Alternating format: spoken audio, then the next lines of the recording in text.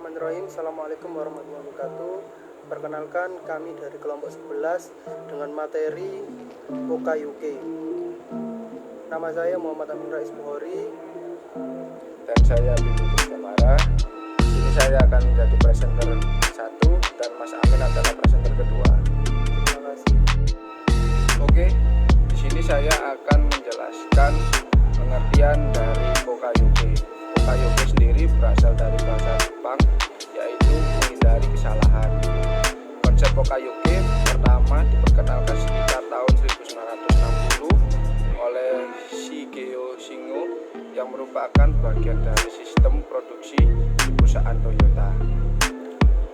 Untuk pengertiannya, OKUK adalah suatu teknik untuk mengatasi dan menghindari kesalahan sederhana yang dikarenakan oleh manusia atau pekerja sendiri, atau lebih disebut human error. Masuk ke slide selanjutnya, yaitu sifat-sifat manusia yang menyebabkan terjadinya kesalahan atau human error. Pertama yaitu melanggar aturan atau SOP yang sudah ditetapkan. Kedua yaitu salah mengidentifikasi. Kemudian ketiga yaitu kesalahpahaman antar manusia sendiri. Kemudian terlalu cepat mengambil kesimpulan. Poin kelima yaitu kesalahan. Kemudian poin keenam yaitu ketidaktelitian. Kita masuk ke slide keempat yaitu tujuan metode OKUK itu. Pertama yaitu mengurangi atau menghilangkan inspeksi 100%. Terus poin kedua yaitu tidak ada kesempatan untuk melakukan kesalahan. Ketiga yaitu mencegah terjadinya kecacatan atau kerusakan dari sumbernya. Yang keempat mengurangi ketergantungan kepada tenaga manusia untuk melakukan deteksi. Kelima yaitu zero defect atau nol kerusakan. Untuk pendekatan OKUK di sini ada prevent mistake adalah pendekatan untuk mencegah terjadinya kesalahan sebelum kesalahan atau permasalahan kualitas terjadi. Metode yang dipakai untuk pendekatan prevent mistake adalah metode pengawasan atau control method dan metode peringatan atau warning method. Sedangkan untuk detect mistake-nya yaitu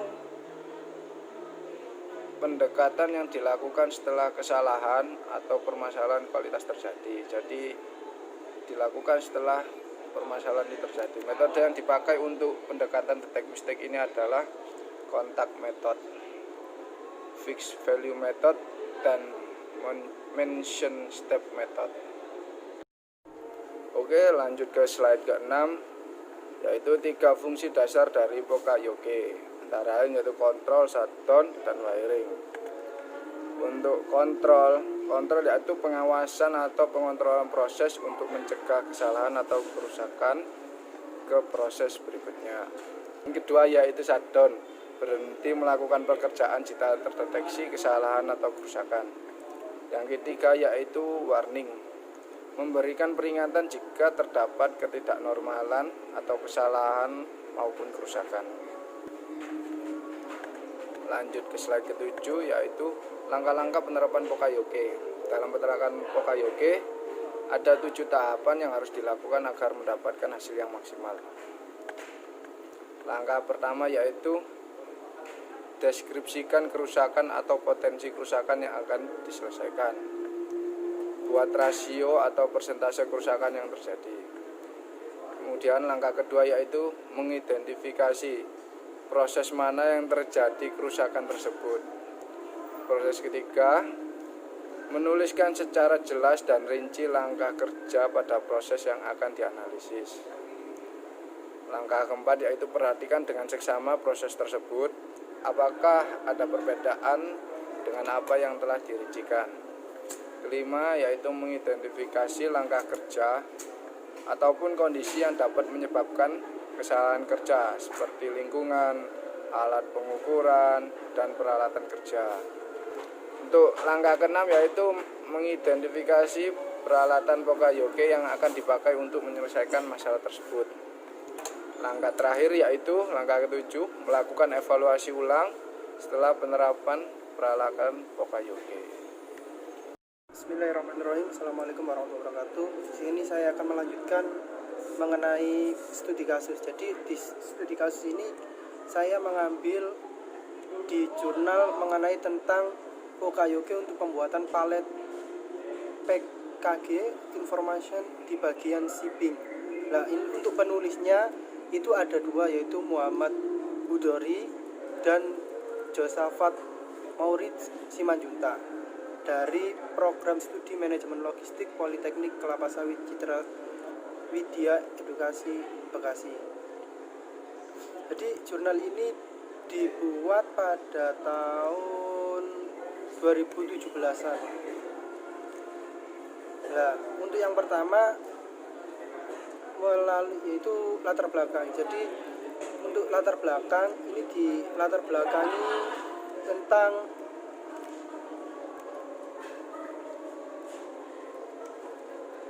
di bagian shipping.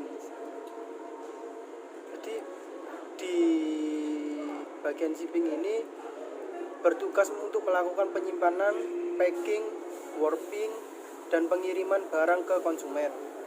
Untuk proses pengiriman diperlukan packing list, yaitu surat packing finish good sebelum dikirimkan, namun sistem ERP yang ada tidak dapat dipergunakan untuk membuat pallet pack.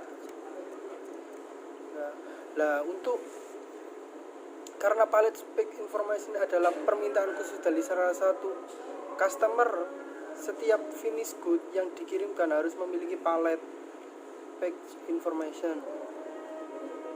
Sebentar, azan. Jadi melanjutkan yang latar belakang di studi kasus ini, dari hasil observasi yang dilakukan oleh peneliti, ditemukan terjadinya perbedaan antara pallet pack informasi dengan packing list. Perbedaan tersebut terjadi karena adanya kesalahan nama part, part number, quantity part, dan dampak yang ditimbulkan dari kesalahan ini ialah adanya komplain dari customer yang dapat memberikan nilai minus untuk penilaian kinerja perusahaan yang pada setiap akhir tahun akan dievaluasi oleh customer.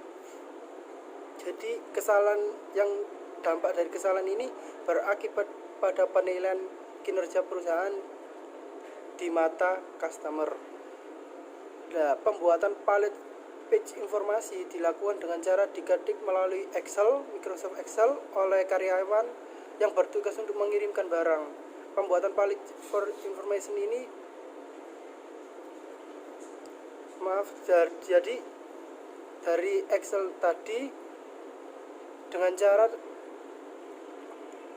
diketik. Nah, ini yang membuat terjadinya kesalahan data di pallet page information karena dalam part dan part number dari bearing yang terdiri dari kombinasi angka dan huruf. Berdasarkan hasil observasi tersebut akan dibahas pembuatan pallet page informasi sehingga pallet page information dapat berisikan data yang benar dan sesuai dengan packing list.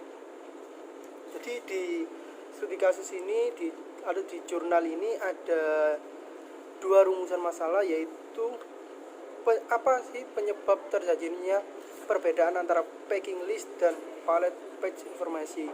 Yang kedua, apa langkah yang tepat untuk mengantisipasi perbedaan antara kedua hal tersebut, yaitu packing list dan pallet page information.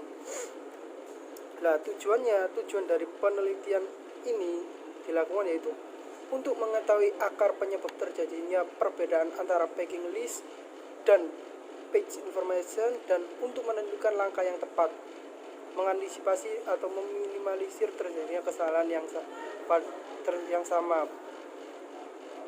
Untuk metodologinya di sini dijelaskan mengenai metodologi yang digunakan, yaitu meliputi observasi yang dilakukan dengan mengamati proses pembuatan page information.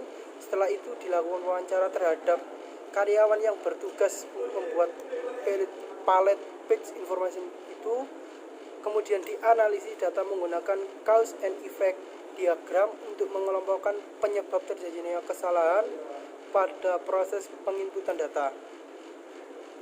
Tahap berikutnya yaitu penerapan Pokayoke untuk dijadikan solusi atas permasalahan yang terjadi.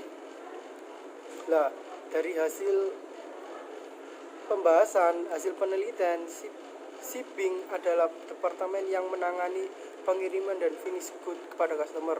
Nah, aktivitas proses pengiriman barang adalah permintaan barang dari customer, pembuatan delivery order (DO), packing list, label, pembuatan palet page informasi, dan pembuatan surat jalan.